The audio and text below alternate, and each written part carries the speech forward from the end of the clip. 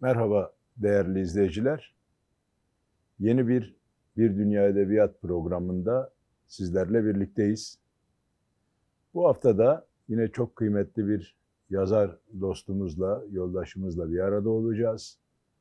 Yazarlık serüvenini, tercihlerini ve bu tercihleri seçerken bunlara nelerin sebep olduklarını kendinden dinleyeceğiz. Direniş edebiyatına katkılarını tartışacağız. Popüler kültürün dayattığı şimdinin dışında hayat yazmak nasıl ilerliyor? Bunları konuşacağız. Çok değerli konuğum Mukaddes Hanım, hoş geldiniz. Hoş bulduk. Nasılsınız? İyi misiniz? Teşekkür ederim. İyiyim. Sizi de iyi buldum. Çok teşekkür ederiz. Öncelikle davetimize icap ettiğiniz için çok sağ olun. Ben de teşekkür ederim. Siz de sağ olun. Tanımayan birisine kendinizi nasıl anlatırdınız? Ben neredeyse 71 devrimci hareketinin içinde doğmuş bir devrimci kadınım. Yani devrimciyim diyeyim. Kadın kimliğini kuşanmam çok daha ileriki yıllarda olacak ama 71 devrimci hareketi 68 kuşağından sonra Türkiye'de işçi, emekçi, köylü o büyük dalganın 15-16 Haziran'da hani zirve yapmış dalganın geriye çekildiği zaman devlet ve düzenle cepheden mücadeleyi seçmiş örgütleri bunlar. Ben çok tesadüfi olarak İbrahim Kaypakkaya'nın kurduğu TKPML ile tanıştım. Dirsek teması sayabilirsiniz ama o dirsek temasını bile devlet cezalandırılıyor. Ben kendimi öğrenciyken, üniversite öğrencisiyken hapiste buldum. Hangi okulda hocam? Şeydeydim, İstanbul Eğitim Enstitüsü Matematik Bölümü 2. sınıf öğrencisiydim. Yıl 1973. Ama 71'de girdiğim zaman bir önceki dönemin öğrenci gençlik mücadelesinin etkilerinin en çok yaşadığı yerlerden biriydi. Ben de kolaylıkla zaten sempati duyarak geldiğim devrimcilerle tanışmak, devrimci olmak için bir sürü koşula sahiptim. Onu bir hazırlık sayarım zaten. Zaten onun içinden de hapishaneye gittim. 11 aylık hapishanem beni gerçekten daha önünü, arkasını, sağını solunu hep devrimciliğe göre, devrime göre örgütleyen insanlardan biri haline gelmem için en büyük olanak oldu. Yani devlet de herhalde biraz bilincine erdiği zaman pişman olmuştur. Vardır ya böyle hikayeler. Yani kendine yatırım yapayım derken karşısında yapar ya. Biraz öyledir. Yani ben o zamandan beri zaten okuldan da bir sene sonra döndüğümde sen bize yaramazsın diyen sistem beni attı. Halbuki bir sürü insan üniversiteler dönüş olmuştu. Ama ben bakanlığa idari olarak bağlı olduğu için uygun gelmedim. Attılar beni. Ben de o gün bugündür işte devrimci mücadelenin içinde. Yani siyasi mücadelenin içinde yaşadım. Yazarlık serüvenim de hep bunun içinde oldu. Hani şeyleri katmazsam ortaokulda, lisede, kompozisyon derslerini, ne bileyim ilkokul 5'te mesela bir makale yazmıştım. Ormanların faydaları gibi. Onları hani çocukluk anılarında bırakarak söyleyeyim ki siyasetin içinde çalışırken her devrimci yazıyla ne kadar ilişkili olursa çalışma alanına göre değişir tabii bu ama ben yaklaşık 80'lerin ortasından itibaren daha profesyonelce yazı işlerine başladım. Ama siyasi makaleler yazıyordum ya da teorik çözümleme yazıları, araştırma yazıları filan yazıyordum. Okuma ve yazma ilişkisini nasıl değerlendiriyorsunuz hocam? O zaman ama. Evet. Biz şimdi 70'li yılların devrimci kuşaklardan ya da gençlik kuşaklarını diyeyim. Bir kere 68 kuşağı Türkiye'nin en entelektüel kuşağı olduğu herkesin malumu bir gerçekti. 78 kuşağı ise okuma kıtlığı daha ona göre çok daha kıttı.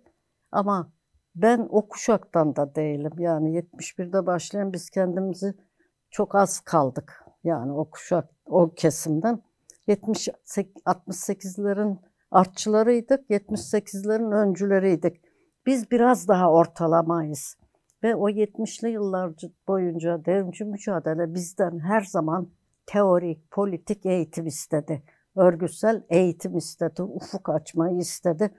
O yüzden de okul öğrencilik hayatımda benim hep okumayla geçmişti. Biraz farklı şekillenme şansım oldu. Ama benim gibi olan şeydi, mesela insanlar 70'lerde, gençler özellikle en çok siyasetler arası tartışmalarda, dergilerdeki tartışmalardan eğitim yoluna girerlerdi. Bilirdi herkes filanca siyasetin faşizm konusunda A'dan Z'ye kadar görüşlerini. Tabii o zaman biraz daha 20. yüzyılın devrimci edebiyatı da basılıyordu, geliyordu tıpkı Marx eserler gibi. Bunları okuyarak gelen kuşağın okumayla ilişkisi iyiydi. Yine de 68 ile kıyaslandığında genişlediği alan azdır. Onlar müzikle de ilgileniyorlar, resimle de ilgileniyorlar. Sinemayla ilgilenme de mesela onlarla, o kuşakla esasen başlamıştır. Bizim 70'ler öncesindeki işte o daha dar, daha çok şeye kilitlenmiş. Örgütsel, siyasal ve programa ya da çalışma tarzına göre bir okuma. Böyle bir ayrım yapabiliriz.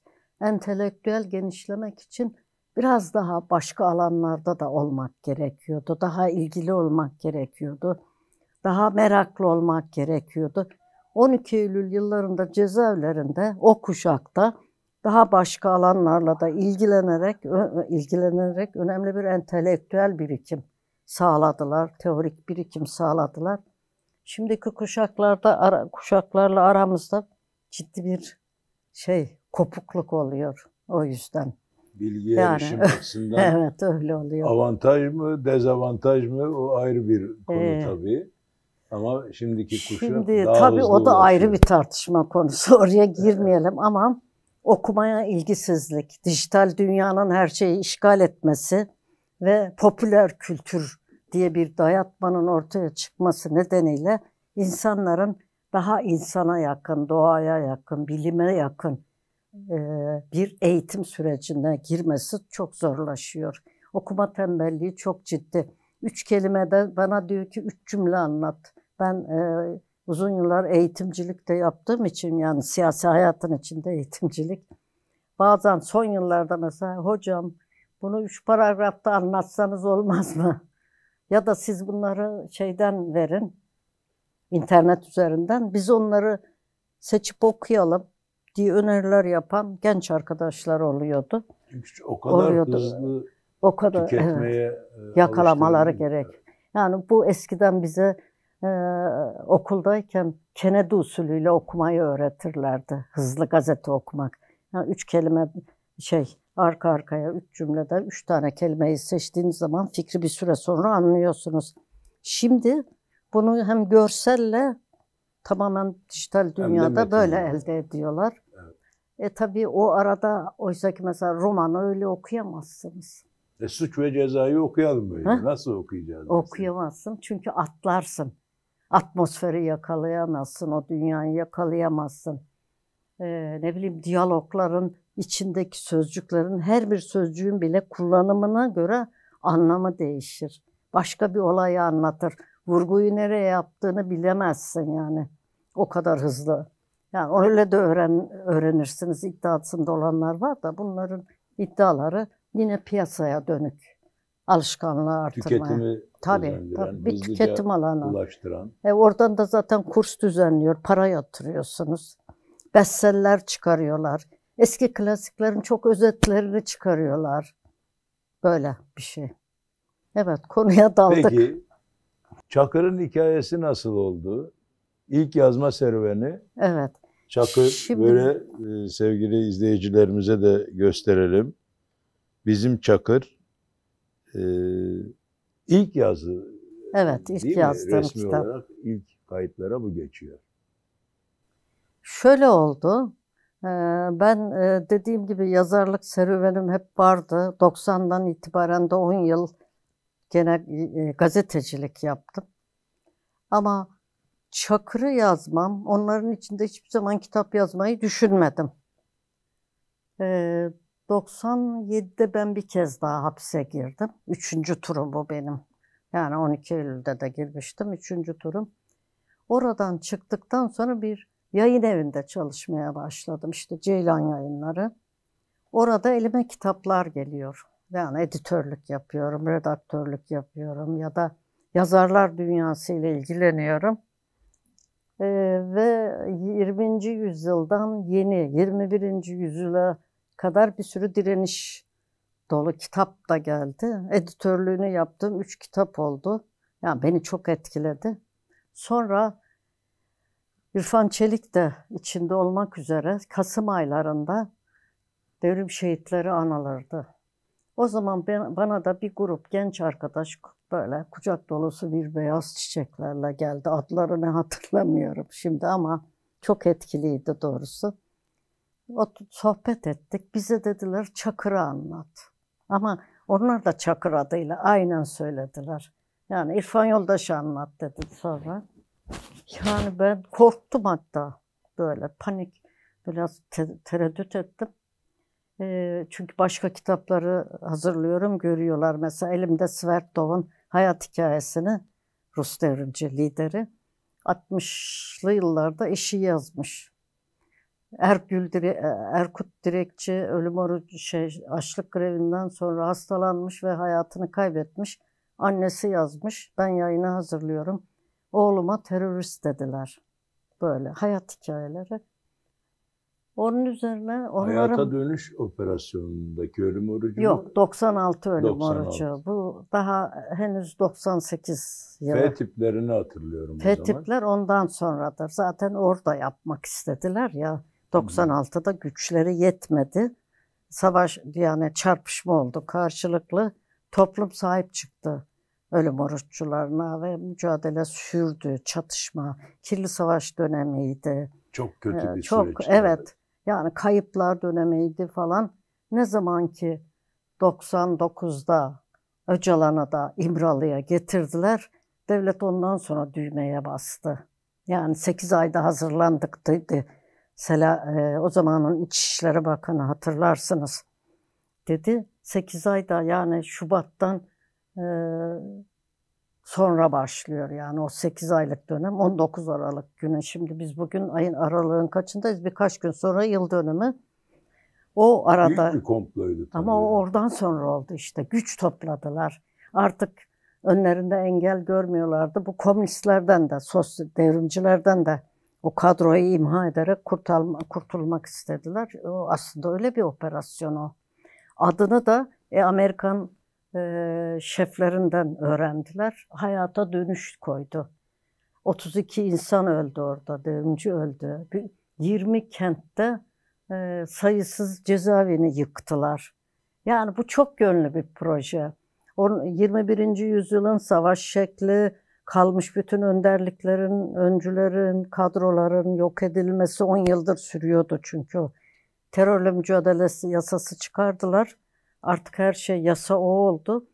Onu sanki topluma af yasası diye gibi sundular. Ve başardılar da biliyorsun. İşte onu artık kalıcılaştıracakları bir şeydir. Orada büyük bir kopuş vardır aslında. Büyük bir kırımla birleşen. Şimdi tam o dönemdeyiz yani ben bu kitaba başladığım zaman 99 yılının içinde söyleşilerini yaptım. Bir biyografi çalışması ancak yapabilirim dedim. Ve bir yıldan fazla bir zamanımı aldı. 2 cilt halinde çıkarabildik. Kitap şöyle bir etki yarattı. Tabii İrfan Çelik 12 Eylül öncesi döneminin 68 kuşağından Filistin'de eğitim görmüş biri. Aynı zamanda bir dönemin lideri olmuş. Yani birinci 68-71'in o ilk kadroları imha edildikten sonra en öndeki ikinci sıradakiler lider oldular. İrfan da onlardan biri. Ve bir direniş zamanı, hayatı devrim için bir programın gerçekleştirilmesi için geçmiş biri. Benim bir süre sonra benim hayat arkadaşım da olmuş. Hayatı paylaşmışım. Kırık dökük, parça parça da olsa. Onu yazdığım zaman gerçekten ben de kendime demek ki çok şey biriktirmişim. Yani onunla anılarımızda herhangi bir şey gibi silinip gitmemiş. 19. yılında yazmaya başladım. İşte o yılın içinde yazdım. Bir sürü tanıkla konuştum, ailesi dahil. Herkesin anlattığı şeylerin %90'ını biliyordum. Kolay olmuş o Öyle. açıdan baktığımızda. Ama işte demek ki İrfan da kendisini çok anlatmış bana. Yani anlatabilmiş. Öyle çok. Birlikte çalışmışız zaten uzunca bir dönem. O zaman devrimci gençler çok mutlu oldular. Ben zaten kitabı o zamanın Zaferler Kuşağı adı verilen bir 95-96 gençlik mücadelesinin öncü kadroları çıkmıştır çok devrimci hareket içinde ve çok güçlü bir şeydir. Bir dönemi geride bırakıp yeni bir dönem açmaya çalıştılar. Onun kaderini tartışmak ayrı bir şey. Ama ben onlara hitap ettim. Zaferler Kuşağı adını koyduk ve tam İrfan'a göreydi. O da bir dönemin Zaferler Kuşağı'ndan geliyordu ve gözü hani devrimi görür müyüm diye biriydi. Bir nevi miras bırakmışsınız aslında o zafer özlemine. Evet, o özlemi sanıyorum, o kavgacılığı, o mücadele ruhunu, o sürecin devrimci gençleri çok iyi yakaladılar orada. Çok güçlü bir etkisi oldu. Devrimci bir etkisi oldu kitabın. Kendi kuşaklarım zaten beğendiler tabii. Mesela insan o çeşitli bakımlardan ayrı ayrı değerlendirmeli orada. Biri diyor ki olabildiğince objektif bir şey oldu diyor. Olmuş. Birisi diyor ki mesela Hasan Kıyafet, hiç ben öyle düşünmemiştim. Bu kitap diğer şeylerin yanında güçlü bir aşk romanı. Hiç düşünmemiştim. Hiç öyle bir şeyle de yazmamıştım. Ama aşkın ölümsüzlüğünü anlatan bir kitap. Aşk ölümsüzdür. Bunu anlatan bir şey dedi. O da onu keşfetti. Başka bir Cumhuriyet Gazetesi'nden değerlendiren bir şey vardı. Bir yazar vardır. O hala yazar. Yani aslında bu bir siyasi roman. Yazarından gelecekte daha güçlü romanlar ve tarihçeler bekliyoruz filan dedi. Ben o zamanlar bunun böyle hani böyle olduğuma dair bir kanaatim bile yoktu. Olabileceğime dair kanaatim bile yoktu. Bu benim için bir denemeydi, bir sınavdı. Tarihe karşı bir borçtu, gençlere karşı bir borçtu. Öyle oldu. Yolumu bu açtı. Ne güzel yapmış. Ne güzel olmuş. Şimdi... Benim için de çok iyi oldu. Gerçekten İrfan'a karşı kendimi borçlu hissettiğim bir süreçtir o. Hala borçlu hissederim. Onlar ayrı, konumuzun dışında kalır ama onun mesela işte devrimciler ölümsüzdür deriz kavramı ne anlama gelir diye bir konu şeyde sormuştum. Bana göre onların hatırlanmasıdır, anılmasıdır. Değerlerinin yeni kuşaklar tarafından ileriye doğru taşınmasıdır. Unutulmamalı. İşte unutulmazlığın anlamı bu. Bir gün oturursunuz, birkaç devrimciden bahsedersiniz, kaybetmişsinizdir. Onun anıları budur. Bence bu kitap biraz da o görevi yaptı. Ben onun için kendimi mutlu hissediyorum. Ne güzel. Yazdığım başka kitaplarda da aslında o mutluluğu duydum ama bu ilkiydi. İnsanın ilk göz ağrısı gibi bir şey derler ya, halkımız der. Kadın politik bakış açınızı olgunlaştıran, onu da kitaplara yansıtan serüveni de çok merak ettim. Çünkü kitaplarınıza baktığımda özellikle de Asi Kadınlar Bahçesi. Çok güzel bir başlık. Evet. Bunun da serüvenini çok merak ettim. Şöyle izleyicilerimize göstereyim. Asi Kadınlar Bahçesi'nin de hikayesini anlatayım. Sizden dinlemek isterim. Aslında bu kitap Demir parmaklıklar ortak düşlerden sonra geldi. Şimdi ben bunu yazdım ya. Bu sefer arkadaşlarım demeye başladılar ki beni tanıyanlar. Sen dediler şeyi yaz.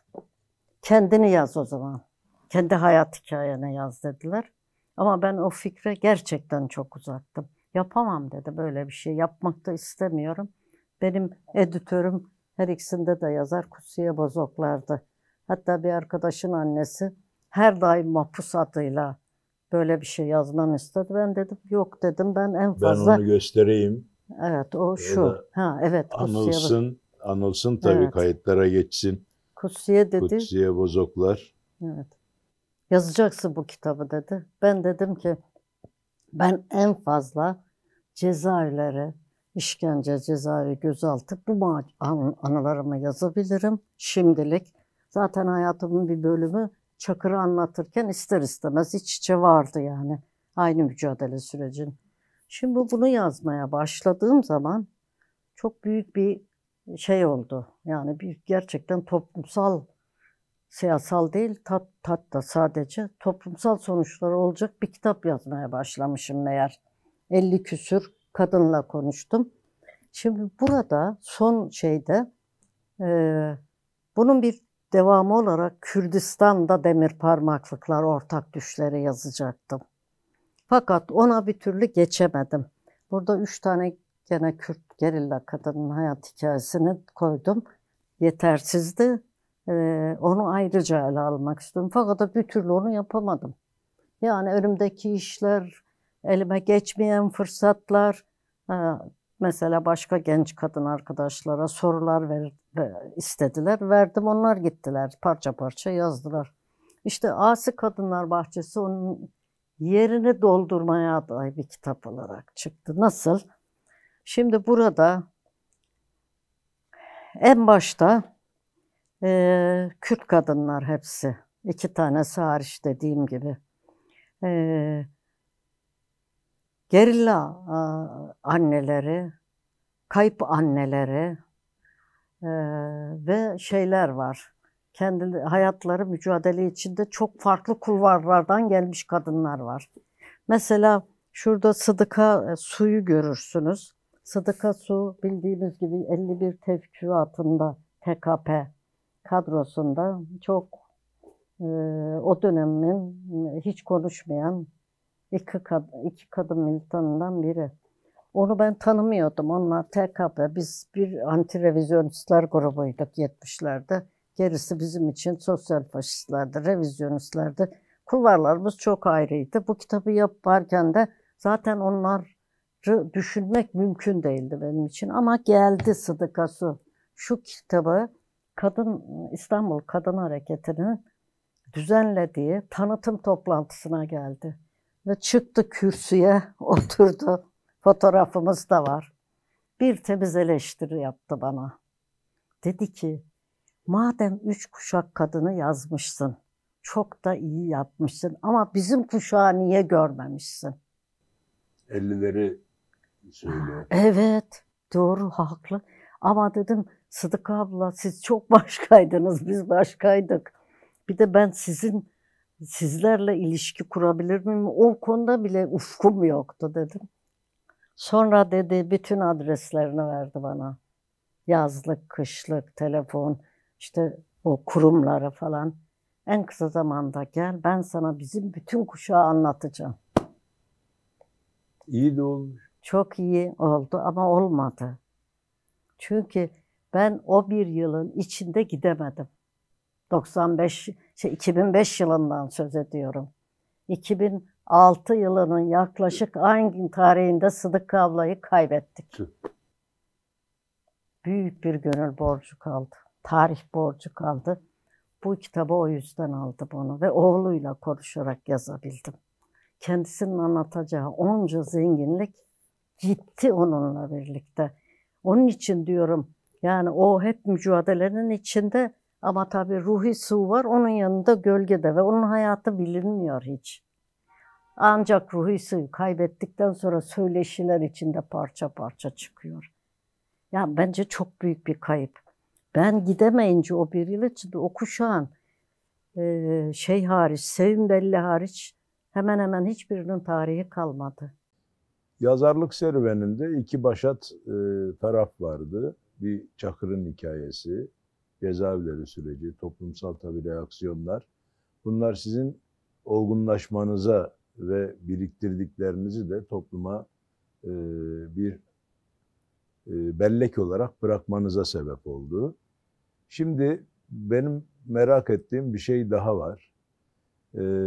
Bir genç arkadaşımız mesela sizinle karşılaşsa, yazma duygusu olsa ona neden yazması gerektiğini ya da nasıl başlaması gerektiğini nasıl anlatırdınız?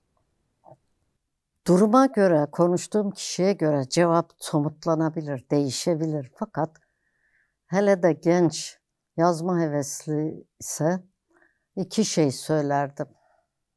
Yani neden yazması gerektiğini, yazma hevesini uyandıran nedenleri sorardım ona. Hakikaten toplumsal, siyasal yaşam, daha doğrusu hayat bir bütündür. Bu hayatın çok çeşitli veçeleri var ve kalıcı olmasını istediğiniz her şeyi yazın. Yani bir şeyi, yaşadığınız bir şeyden yola çıkarak, yani belki buraya gelmeden önce şunu demem lazımdı. Yazının kaynağı yaşam olması gerekir. Ben yaşadığım için yazabildim bu kadar. Yani üretebildim ya da birleştirebildim ya da kalıcılaşmasına da buradan katkıda. Buradan mı bir ihtiyaç doğuyor, yazma ihtiyacı? Yani yaşamdan alması lazım kaynağı. Mesela şimdi popüler kültürde böyle çok hayali, çok fantastik şeyler yazılabiliyor ya, yazılıyor. Ona da yaratıcılı yazarlık deniyor. Doğrusu ben onları anlamıyorum. Yani daha yapay geliyor bana. Ama heves eden biri eğer ki yaşamdan kaynağını alan hikayeler anlatırsa bunlar gerçek ve kalıcı olur. Yani bir sonraki hayatla kıyaslanabilir ya da öncekilerle kıyaslanabilir bir eser çıkar ortaya. Ben öyle düşünüyorum. Bu belki çok klasik bir bakış ama bunun insana, toplumsala ait olduğu kanaatindeyim. Edebiyatın kaynağını da böyle görüyorum. Bütün sanat dalları gibi. Hayatı estetize etmek en kısa tanımıysa sanatın, edebiyatta böyle bir tanım. Ama ikinci olarak da bunun için yalnız da kafanızda düşündükleriniz yetmez. O konuda okuyun, araştırın, düşünün. Bu alanla ilgili ne kadar insan bulur bilirseniz onlarla da konuşun, söyleşin derdim. Zenginleşsin, malzemeniz zenginleşsin, araştırın. Yani yalnızca kendi sesiniz duyulmasın. Çünkü sizin sesinizin ses olabilmesi için de o zenginliğe ulaşmak gerek. Bu kadar. Özgürlük ve yazma ilişkisini nasıl değerlendiriyorsunuz? Özgürlükle mi? Şöyle söyleyeyim. Açılamadığımız hayatın her alanında sanıyorum açıldığımız anda bir özgürlük alanı yaratıyoruz. Nasıl ki denizden korkan denize atlar, yüzmeyi öğrenirse denizde özgürlüğünü elde etmiş demektir. Direksiyondan kaçan, çekinen ya da direksiyon bulamayan biri onu bulup kullanmaya başladığı zaman özgür olur. Özgürlük duygusu. Yazmak öyle bir şey. Yazmak da öyle. Yani niye özgürlük anı? Sıkıntıyla yazılır yazarlık. Yani akışkan yazabilirsiniz. Ben de biraz öyleyim. Çünkü hayatın içinden yazıyorum. Yazmaya çalışıyorum ama yine de size çok yorucu bir emek sarfiyatı getiriyor. Ama şöyle bir şey oluyor. Bir süre sonra o güne kadar düşünmediğiniz ya da çok bilince çıkarmadığınız bir dizi meselenin farkına varıyorsunuz. Özgürlük de zorunluluğun aşılmasıdır der ya Engels. Ben o fikre sadığım. O bütün zorunlulukları aşmaya başlıyorsunuz. Tabii aşmaya başlamanın da çeşitleri var yani popüler kültür gibi çok hayal yani ne denir ona? Uçsuz bucaklık alanlara ulaşıyorum derken dağıtabilirsiniz. Ama hayatın içindeki sorulara cevap üreten bir yerdeyseniz, bir bakışla yaklaştıysanız o zaman muazzam şeyler çıkar. Su gibi aktı geçti zamanımız. İyi ki, Ha. iyi ki tanıdım sizi. Hakikaten daha soracak başat sorularım da vardı kafamda ama dediğim gibi birazcık süremiz içerisinde hareket etmek zorunda kaldık. İyi ki yazmışsınız, iyi ki biriktirmişsiniz, iyi ki yaşamışsınız. Bence bu programın manşeti, bu bölümün manşeti yaşadı ve yazdı oldu. Evet, yaşadı, biriktirdi ve yazdı. Evet, yani Doğru. bize bunları aktardığınız için çok teşekkür ediyoruz Sayın Ben Hocam. de bana bu fırsatı verdiğiniz için teşekkür edeyim. Sorunuza bağlı bir cevap oldu aslında. İşte böyle bir şey yazmak, biriktirmek. Her seferinde yeni bir eşik aşıyorsunuz. Yükseliyor yani o bilinç de yükseliyor. Ne güzel. O emekle birlikte. Ne güzel. Değerli konuklar, yine bir Dünya Edebiyat programının sonuna geldik. Bugün yine çok kıymetli bir dostumuzla, arkadaşımızla, yoldaşımızla beraber bir serüvene tanıklık ettik. Umarım sizler de bu serüvenden mutlu ayrılmışsınızdır. Bir dahaki bölümde görüşmek ümidiyle. Hoşça kalın.